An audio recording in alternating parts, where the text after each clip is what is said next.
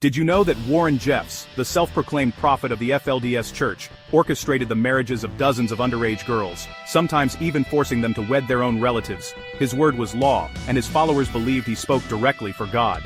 The world outside barely knew what was happening behind those guarded fences, but inside, families were being torn apart in ways that are hard to imagine. This isn't just a shocking headline or a distant news story. For the people living under Jeffs' rule, it was a waking nightmare. One that shattered the lives of real families, leaving scars that would last for generations. Imagine walking past your child's empty bedroom or seeing family photos that now feel like memories from another life.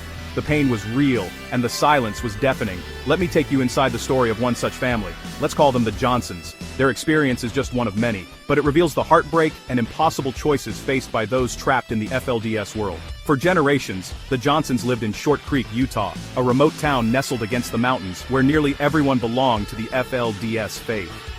Their roots ran deep and their lives revolved around the church. Sundays were sacred. The community gathered in their best conservative dress, united by hard work, tradition, and unwavering obedience to one man, Warren Jeffs. His sermons echoed through every home, shaping every decision.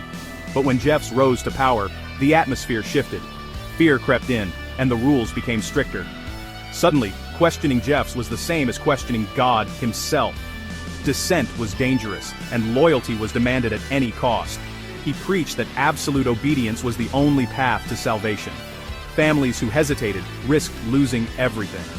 The Johnsons' oldest daughter, Sarah, was just 14 when her world changed forever. She was told she'd be married to a man in his 60s, a stranger many decades her senior. She had no say, no choice, and no one to turn to. Her parents were desperate. They wanted to protect her. But fear of exile, damnation, and losing their other children kept them silent. The cost of defiance was simply too high. Inside their home, whispers filled the air, furtive conversations behind closed doors, glances exchanged in fear that someone might be listening. Sarah begged her mother for help, her voice trembling with terror. But her father, torn between love and faith, could only repeat Jeffs' sermons. Obedience above all, even when it broke his heart, broke. The family was split down the middle, caught between loyalty to their faith and the desperate need to protect their child. Every day felt like a battle between hope and despair. The Johnsons weren't alone. All around them, families faced the same impossible choices, their homes filled with tension and heartbreak. As Jeffs tightened his grip, he banished men on a whim, fathers, brothers, uncles, forcing them to leave their families behind, sometimes in the dead of night. Sarah's uncle vanished. Overnight, his wife and children left behind to fend for themselves. The community was full of empty houses and broken families. The Johnsons watched as their once close community unraveled. Neighbors whispered on porches, children played on empty swings, and everyone wondered who would disappear next. But still few dared to speak out. Then, in 2006, everything changed. Warren Jeffs was placed on the FBI's 10 most wanted list, accused of crimes that finally brought national attention to Short Creek. News trucks flooded the quiet streets, reporters broadcasting live as the world watched in shock. For the first time, the Johnsons realized their suffering wasn't unique. They saw other families on TV, sharing stories that mirrored their own pain and fear. Sarah, now 17, found the courage to escape. With the help of a cousin and a non-profit dedicated to rescuing FLDS survivors, she slipped away in the night, leaving everything she knew behind. It took years for her family to reconnect, to rebuild trust and heal old wounds. The scars of their ordeal run deep, but they are learning to move forward, one day at a time.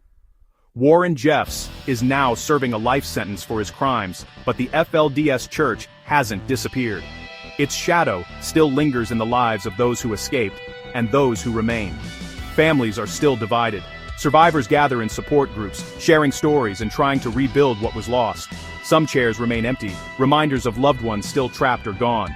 The impact lingers, a haunting reminder of how faith, when twisted by the wrong hands, can shatter lives and communities. But there is hope too in the courage of those who speak out and the resilience of those who survive. If you want more stories like this, hit subscribe and join me as I uncover the darkest corners of true crime.